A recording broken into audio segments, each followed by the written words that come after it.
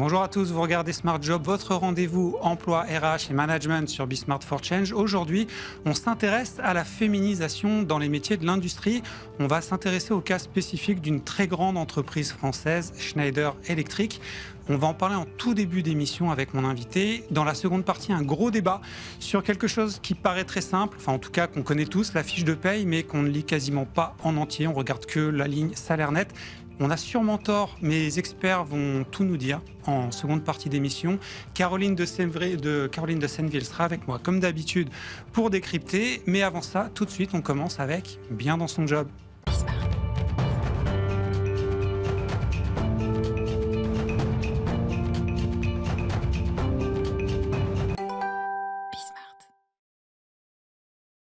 Féminiser les métiers de l'industrie, c'est une nécessité sur le plan économique, c'est une nécessité sociale aussi, c'est une question peut-être morale, éthique. Et on va en parler avec mon invité Julie Legoubin. Bonjour. Bonjour. Responsable diversité et inclusion dans une très grosse machine, Schneider Electric France. Ça représente quoi votre travail aujourd'hui chez Schneider Electric France, la féminisation? À l'heure actuelle, combien de femmes travaillent dans vos équipes? Alors la féminisation de nos métiers, c'est un vrai enjeu business, c'est un vrai enjeu compétence, c'est un vrai enjeu concurrentiel dans le marché dans lequel on opère. Aujourd'hui, chez Schneider Electric, c'est 32% de femmes. Donc, ce qui est un bon score à l'échelle de l'industrie? Alors, ça peut être un bon score, parce que quand on compare cette statistique aux métiers techniques, pure technique, on tombe à 20%. Donc, on peut considérer qu'au global, on est un peu au-dessus. Mais l'enjeu reste fort, notamment parce qu'on doit donner et pouvoir offrir des opportunités à tous. On n'a pas à se priver de 50% de la population, finalement. Exactement. Et vous dites, c'est un enjeu business. Pourquoi c'est un enjeu business d'avoir forcément plus de femmes qui travaillent? Ça rendrait les équipes plus efficaces?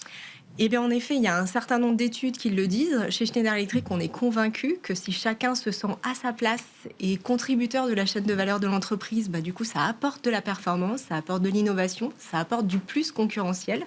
Donc voilà pour ça, mais aussi parce qu'on sait qu'un environnement genré, c'est un environnement qui peut susciter du sexisme. Et on connaît les impacts néfastes du sexisme au travail. Donc travailler sur une mixité de genre au travail, c'est aussi un levier de prévention globale. C'est un levier de meilleure qualité de vie et de conditions de travail. Là, on parle de mixité de genre, mais ça vaut pour tous les types toutes les catégories de mixité. Tous les profils, toutes les diversités, ça accompagne et ça aide chacun à se sentir librement lui-même et du coup à être beaucoup plus moteur dans la performance et l'innovation de l'entreprise. Et là, dans votre discours, on sent que c'est dans l'air du temps, on sent que c'est positif, on sent que c'est bien de le faire, et tout le monde le dit. Il y a un consensus, tout le monde dit qu'il faut féminiser les métiers de l'industrie.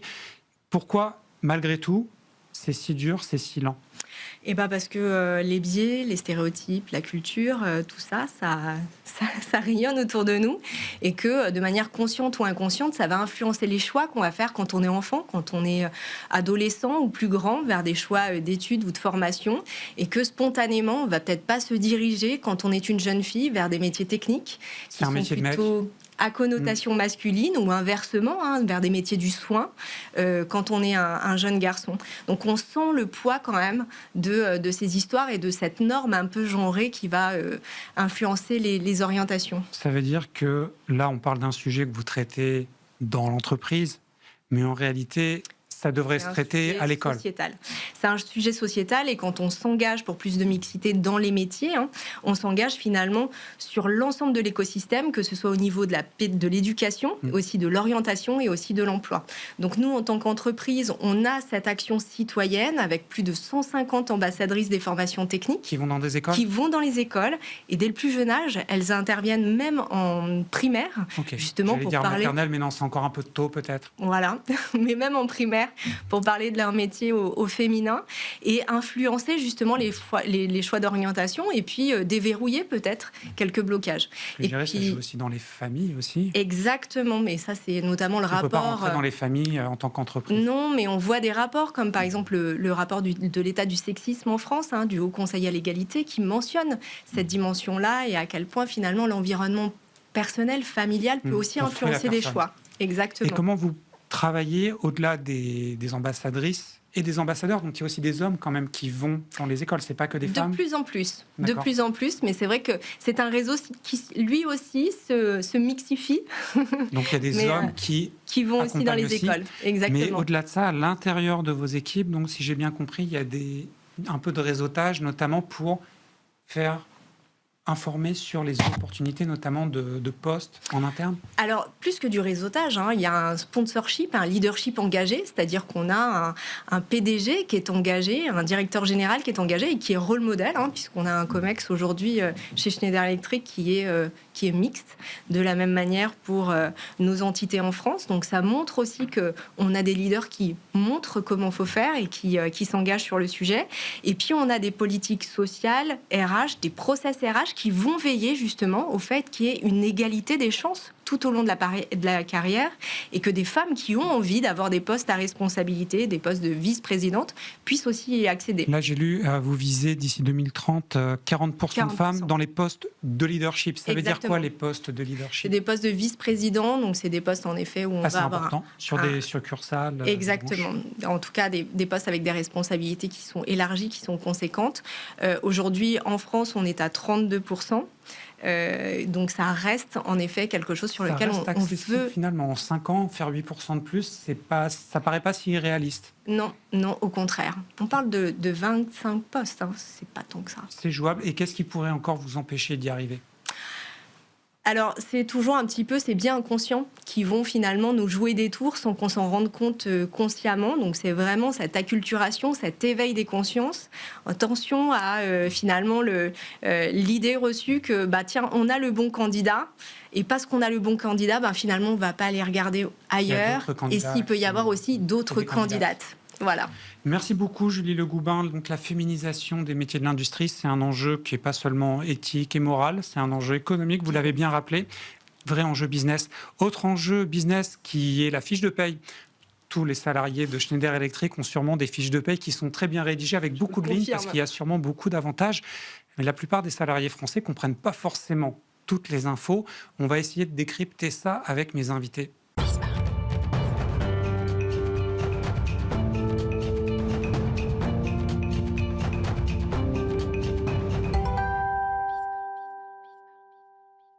Si vous êtes salarié, vous en avez une. La question, c'est est-ce que vous la lisez et surtout, est-ce que vous la comprenez? Puisque la fiche de paye, c'est pas simplement l'information du salaire net. Il y a beaucoup d'autres lignes qui nous disent beaucoup de choses sur notamment vos cotisations, un peu moins sur celles de l'entreprise, même s'il y en a. On va expliquer tout ça avec mes invités. Boris Smolik, bonjour. Bonjour. Vous êtes responsable, directeur grand compte pour Malakoff Humanis, donc directeur grand compte épargne, si je suis précis.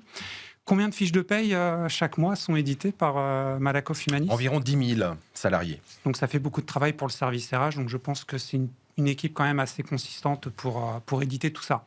Oui, tout à fait. Et on a un contrat social qui est assez riche, donc beaucoup de lignes. Beaucoup de lignes à lire et à comprendre. Exactement. À côté de vous, Jean de Calbiac, bonjour. Bonjour. Avocat en droit social, donc vous savez lire les fiches de paye et j'imagine que vous devez savoir lire les fiches de paye de vos clients, ou en tout cas des salariés de vos clients quand vous les défendez, qu'il y a des contentieux. Vous allez nous expliquer justement dans ces 20 minutes qu'on va passer ensemble, parfois si certaines erreurs sur les fiches de paye peuvent avoir des conséquences aussi quand il y a des contentieux prud'homaux. Et à côté de moi, comme tous les vendredis, Caroline de Senneville, bonjour. Bonjour Nicolas. On va mettre les pieds dans le plat tout de suite. Combien de personnes lisent vraiment leurs fiches de paye? Beaucoup. Le Club Landois a publié une étude en septembre dernier sur la compréhension de la fiche de paye par les salariés français. 74% d'entre eux la lisent des réceptions de la fiche de paye. En revanche, concernant sa compréhension, c'est pas la même chose. 83% ne lisent que la ligne relative au salaire net. Et seuls 13% déclarent comprendre toutes les cotisations qui sont inscrites sur leur fiche de paye. Jean de Galbiac, on avait eu Maxime Sbaï, donc du Club Landois, qui était venu présenter cette étude, c'était en octobre dernier. Il nous disait 15 millions de personnes la lisent, donc ça fait de la fiche de paye le magazine le plus lu de France.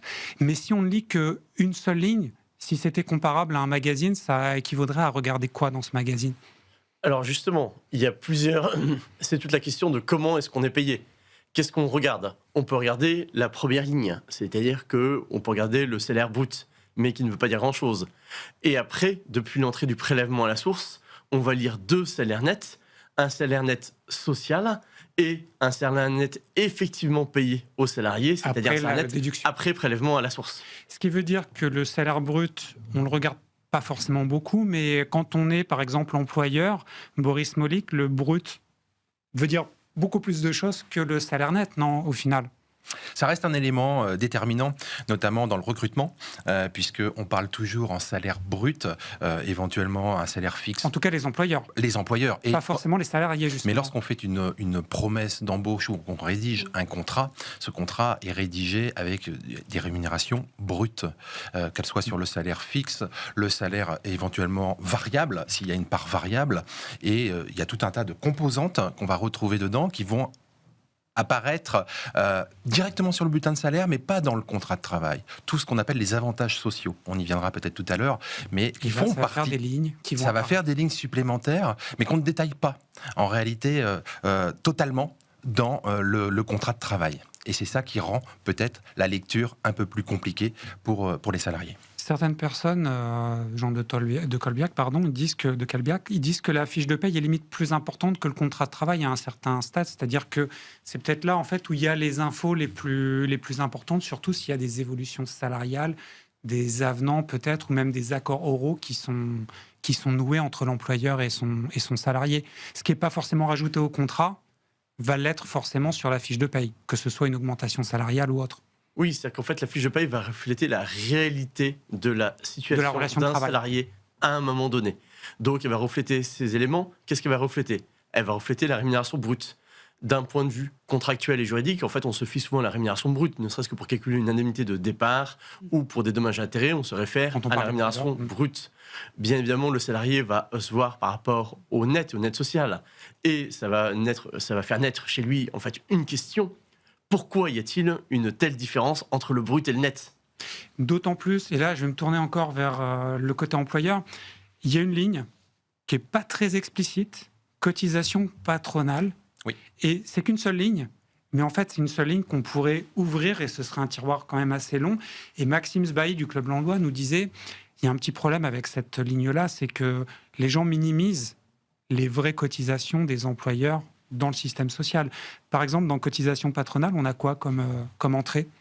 On va avoir toutes les cotisations, donc retraite, les cotisations chômage, on va avoir toutes les cotisations donc, de notre système de protection sociale. Et donc côté salarié, on voit aussi ces lignes-là. Bien on sûr. Cotise même à l'AGS, l'assurance garantie salaire, mais dans les cotisations patronales, il y a certaines lignes que nous, on ne voit pas, mais où l'employeur paye quand même chaque mois. Elles sont globalisées puisqu'il y a eu une volonté du législateur par les années passées de simplifier la lecture du contrat de travail. Et en simplifiant la lecture du contrat de travail, ça a été de compiler toutes ces cotisations patronales. Et donc, du coup, ça donne un côté un peu opaque à la réelle valeur du travail et à ce que la relation de travail coûte réellement à l'employeur.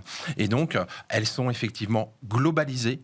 Et donc, à l'intérieur, il faudrait pouvoir distinguer, sous-distinguer donc, toutes les cotisations pour quel organisme de protection sociale ça finance. Exactement. Et d'ailleurs, ça représente quoi, en fait, comme conséquence, le fait qu'on ne comprenne pas les cotisations Justement, l'étude du Club Landois montre que seuls 52% des salariés interrogés ont conscience que leurs propres cotisations ne financent pas leur future pension de retraite. Ça, pour l'aspect retraite, oui. Ça, c'est un problème de compréhension de notre modèle par répartition et capitalisation. Les gens pensent capitaliser alors qu'en fait, on paye pour ceux qui sont actuellement retraités. On y reviendra peut-être après, mais il y a un truc peut-être plus grave, Jean de Colbiac, c'est si on ne comprend pas dans quoi l'entreprise, l'employeur cotise, peut-être que justement, on sous-évalue le coût que l'on a pour l'employeur. Le ratio, c'est combien entre le net qu'on reçoit et ce qu'on coûte vraiment à l'entreprise ? Alors, c'est une question qui est très intéressante puisqu'elle va justement dépendre de votre rémunération. Et c'est une particularité du droit de la sécurité sociale française, c'est qu'en fait, on a des cotisations qu'on appelle les cotisations plafonnées. Dit autrement, alors, en plus avec un effet également d'exception qui est lié à des réductions Fillon. Mais c'est-à-dire que votre taux entre le net et le brut va être plus faible pour une haute rémunération et plus fort pour une faible rémunération. Et il est d'autant plus dommage que les salariés ne perçoivent pas l'importance des cotisations sociales patronales, que ces cotisations sociales patronales, et on le fait, puisque nous, en fait, on fait beaucoup d'études entre les pays, dans le cadre de la mise en place de plans de rémunération, sont les cotisations qui sont les plus importantes en Europe. C'est-à-dire qu'on est à un des niveaux de cotisation sociale patronale le plus important en Europe. Et le fait que les gens n'aient pas conscience de ça, est-ce que dans l'étude du Club Landois, ça a des conséquences sociales? Je pense notamment aux gens qui se plaignent de ne pas être assez bien payés ou de penser que leur patron, par exemple, est un peu radin, pour parler vulgairement. Ils n'ont pas conscience qu'en moyenne, ils coûtent 2 fois plus cher à leur employeur que leur salaire. Ça, c'est pour jusqu'à quel niveau de rémunération qu'on va coûter 2 fois ce qui apparaît sur le... Alors, c'est graduellement. Vous avez des cotisations qui sont calculées jusque sur la base d'un plafond de la sécurité sociale. Et après, vous avez des cotisations, notamment Agir Carco, qui sont payées jusqu'à 8 fois le plafond annuel de la sécurité sociale. Mais en fait, ce qui est frappant, c'est que finalement, on est dans des jeux en fait, de plusieurs poches qui se compensent. Et on le voit lorsqu'on fait les simulations. Et qu'est-ce que nous apprennent en fait les simulations qu'on fait entre les pays européens? C'est qu'en Europe, la France n'est pas forcément le pays le plus taxé. Vous allez par exemple en Angleterre, vous allez payer plus d'impôts en Angleterre ou en Allemagne qu'en France. Mais il y a moins de cotisations de sécurité sociale. Donc en fait, on a un effet en fait, transfert de charges.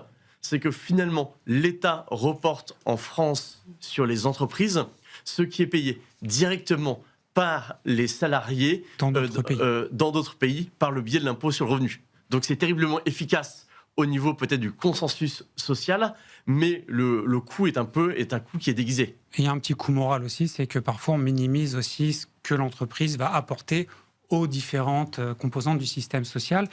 Si on devait conseiller à des gens de regarder leur fiche de paye et de leur dire, voilà, regardez pas le salaire, mais regardez les autres infos, quelles seraient les 3 grosses infos clés à regarder chaque mois si on ne devait en choisir que 3? Vous allez me dire qu'il y a plus, mais si on devait en choisir 3. Alors, il y a tous les systèmes de protection sociale que vont être les régimes de santé et de prévoyance, puisque l'employeur, chômage également, mais l'employeur a l'obligation donc de cofinancer ces régimes, et selon l'entreprise à laquelle on va appartenir, cet effort va être plus ou moins conséquent. C'est-à-dire qu'à minima, ça doit être de 50%. On parle des mutuelles, mais des mutuelles, des complémentaires. Et parfois, il y a des entreprises qui vont jusqu'à 90, voire 100% de la prise en charge. Donc, ça restitue nécessairement du pouvoir d'achat. Ça, il faut pouvoir le regarder sur son bulletin de salaire. Les autres éléments, c'est tout ce qui ne va pas être fiscalisé, puisque on va avoir tout un tas de dispositifs d'avantages sociaux. Donc on a parlé de la santé, on a parlé de la prévoyance, mais il y a de la retraite supplémentaire, il y a des choses comme ça qui ne sont pas soumises à charge, ou très peu, simplement à CSG, CRDS, et à exonérer d'impôts. Et donc ces éléments-là, on a du mal à bien les repérer sur le contrat de travail. On a du mal à les repérer, ou est-ce que paye. Culturellement, on a du mal à s'y intéresser? Parce que là, vous parlez d'une rémunération qui, en fait, est beaucoup plus tardive. Quand on parle de cotisation retraite, c'est-à-dire qu'on doit se projeter sur, grâce au salaire d'aujourd'hui, combien je vais gagner quand je ne travaillerai plus, et ça, les gens s'y intéressent. Sur la retraite, vous avez parfaitement raison. En revanche, sur les régimes de santé et de prévoyance, c'est immédiat, puisque ce sont des cotisations mensuelles. Ce sont des cotisations mensuelles, et donc ça restitue du pouvoir d'achat. Vous avez les frais de transport, de la même manière, quand on parle du pass Navigo, 50% normalement. 50% normalement, mais on a des entreprises, et c'est là où on mesure la qualité du contrat social, qui vont au-delà, et qui peuvent prendre l'intégralité. C'est RSE, on peut l'habiller comme on le souhaite. Ça, c'est les accords interentreprises qui vont se refléter sur la fiche de paie. Exactement. Et l'autre élément qui est très important, qu'il faudrait regarder sur le bulletin de salaire, c'est tout ce qui va concerner le partage de la valeur. Le partage de la valeur, que vont être l'intéressement, la participation, éventuellement les primes Macron, qu'on appelait les primes Macron, qui sont désocialisées pour partie et défiscalisées. On va avoir des abondements que l'on peut capter sur certains dispositifs d'épargne salariale. Et tout ça, on ne le verra jamais dans la fiche de paye. Enfin, on le voit sur une ligne spécifique. Mais ce ne sera pas dans le salaire net. Ce ne sera pas dans le salaire net, puisque c'est transféré immédiatement. Vous avez une ligne en haut de bulletin qui vient vous l'attribuer, et une ligne en bas de bulletin qui vient vous le retirer, puisque c'est versé à un organisme d'épargne dont on fait partie, nous, Malakoff, d'épargne salariale ou d'épargne retraite. Et donc, ces éléments-là, il faut être capable de les réintégrer. Et c'est pour ça que les DRH ont compris que la lecture du bulletin de salaire à elle seule ne suffisait pas. C'est pour ça qu'ils font des BSI, des bulletins sociaux individuels, et qui va donner cette vision sur trois rubriques différentes. Le salaire fixe et éventuellement variable pour ceux et celles qui ont une part variable, les avantages sociaux, que j'évoquais tout à l'heure, et qui là, cette fois-ci, vont être valorisés par l'employeur en plus de la On parle des rémunération. entreprises vraiment bien disantes, parce qu'on imagine que beaucoup d'entreprises ne vont pas le faire. Caroline, je me tourne vers vous. C'est un enjeu d'éducation financière d'apprendre à lire sa fiche de paye ou pas, et c'est la responsabilité de qui de l'enseigner aux salariés? Peut-être dès la plus jeune enfance d'ailleurs, mais c'est pour ça que le Club Landois avait organisé un événement T'as vu ton net l'été dernier. Voilà, c'était la conférence avec l'étude. Oui, pour et expliquer tout ce qui qu'il était fallait. ouvert à tous sur la commune de Saint-Ouen pour pouvoir sensibiliser à ces enjeux. Après, l'employeur a aussi sûrement cette responsabilité de sensibiliser, parce que dans l'étude, on montre notamment que près de 50% des salariés n'ont pas conscience que les cotisations patronales rentrent dans leur salaire. Donc voilà, il y a un vrai sujet aussi de sensibiliser sur ces questions-là. Là, ça ressemble presque à de la marque employeur quand vous l'expliquez. Le RH, le DRH qui va expliquer tous les gains qui sont au-delà du salaire. Mais je m'intéresse à une autre chose, c'est les erreurs potentielles sur la fiche de paye. Puisque l'étude du Club Landois nous dit que la plupart des gens ne sont pas en mesure d'identifier, de repérer et de comprendre une erreur. Les erreurs créées sur la fiche de paye, quand il y a une affaire qui va être un contentieux jusqu'en justice au prud'homme, ça a quelles conséquences, par exemple, sur un contentieux, une erreur sur une fiche de paye? Qui est responsable? Alors, il y a deux types d'erreurs que l'on voit fréquemment. On a parfois des erreurs dans la répartition de taux de cotisation, notamment parfois dans des régimes assez anciens qui n'ont pas été mis à jour. L'erreur qui est quand même la plus fréquente, c'est l'erreur en matière de retraite complémentaire, que l'on voit souvent en termes de cotisation Agirc-Arrco. Donc ça fait référence à deux cas spécifiques auxquels... Des caisses spécifiques. C'est le cas des salariés expatriés, et donc notamment l'obligation pour l'employeur, dans certains cas, de maintenir les cotisations à ces salariés expatriés. Et c'est aussi parfois le cas lorsqu'on a des opérations supplémentaires ou complémentaires de l'Agirc-Arrco. Mais dans ce cas-là, l'erreur est redoutable, puisque la prescription, notamment en matière de retraite complémentaire, la Cour de cassation nous le rappelle, ne part pas à partir du moment où on a édité le bulletin de paye, mais à part au moment du départ à la retraite. Donc on l'a souvent lors des contentieux pour des caisses de retraite Agirc-Arrco. On a des contentieux avec des bulletins de paye qui datent des années 80-90 et où on est attrait en justice pour maintenant, donc en 2026, et la Cour de cassation nous dit que la prescription ne court pas. Et ce qui est d'autant plus regrettable pour les entreprises, c'est que lorsque les entreprises se tournent vers les caisses de retraite Agirc-Arrco, parfois celles-ci ne disposent plus des données, n'ont plus les points, la répartition des points, donc ça pose de Parce que vrais les règles problèmes. étaient différentes, les infos nécessaires ont changé. Enfin, ça doit être un sacré casse-tête pour les services RH dans ces cas-là. Qui peut gérer ce type de problématique quand ça arrive au prud'homme? Eh bien, on a l'obligation donc d'archiver, de conserver les bulletins de salaire. Donc forcément, on doit le faire avec des conseils qui nous accompagnent là-dedans et pour pouvoir rétablir une situation telle qu'elle aurait dû être si erreur il y a eu. Donc, Toute erreur, c'est la responsabilité de l'entreprise sur la fiche de paye. On est d'accord, maître? Oui, alors, je vous dirais qu'il y a quand même deux types d'erreurs. On a l'erreur qui est un peu juridique, mais moi je dirais que le bulletin de paye est quand même une sorte de thermomètre. C'est le thermomètre de la complexité de notre droit à la paye. Vous avez fait part de votre étude en disant que 13% des salariés comprenaient leur bulletin de paye. Pas beaucoup. Je me permets de mettre en cause ce pourcentage qui me paraît Vous pensez que c'est moins? extrêmement élevé. Il est plus facile pour un juriste français, on l'a vu dans nos études, de comprendre un bulletin de paye émis aux États-Unis ou en Grande-Bretagne que de comprendre un bulletin de paye émis en France. Et c'est vraiment le thermomètre finalement de deux points. C'est la complexité et surtout du niveau de prélèvement. Et ça me revient à une question. C'est finalement, pourquoi est-ce que c'est si complexe? Est-ce que c'est si complexe parce que finalement, il y a des erreurs administratives, ou est-ce que c'est si complexe puisque finalement, on veut un peu cacher aux employés français le coût de leur modèle social actuel? En gros, c'est qu'on le maintiendrait complexe pour pas que les gens viennent soulever le tapis en fait et regarder la poussière en dessous. Je dis pas du tout que c'est fait à dessein, mais en fait, on en arrive à la conclusion, c'est-à-dire qu'un salarié, lorsqu'il regarde son bulletin de paye, ne comprend pas que parfois, il y a entre le coût employeur et le net perçu pour le salarié un ratio de 2 à 2,5, qui est absolument compliqué.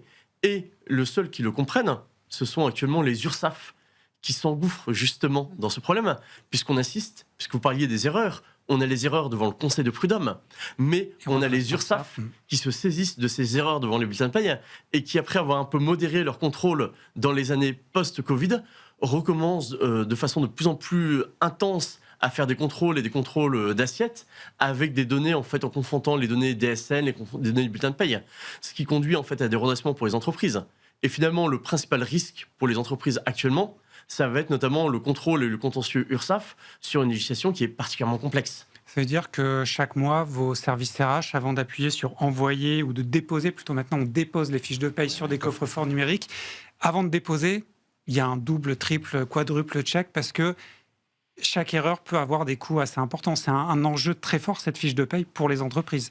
Ah oui, c'est un enjeu très très fort et c'est pour ça qu'on a une première étape qui consiste à faire une pré-paye et la contrôler et ensuite la valider une dernière fois avant les virements et l'envoi dans les coffres-forts électroniques. Petite question d'actualité, l'IA là-dedans, elle va vous aider un peu ou pas ? Très certainement.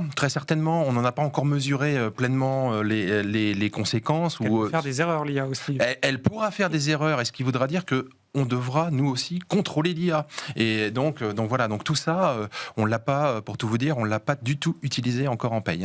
Alors, il y a quelques lignes importantes que les gens ne calculent pas forcément sur leur fiche de paye, mais qui en disent beaucoup quand même sur notre modèle social et qui peuvent mettre en lumière des choses qui fonctionnent très bien.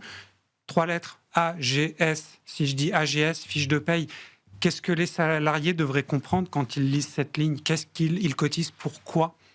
Quand on cotise, la cotisation AGS, les gens n'y pensent pas forcément, mais à un moment dans leur vie, ça peut être très intéressant d'avoir cotisé. L'assurance garantie salaire.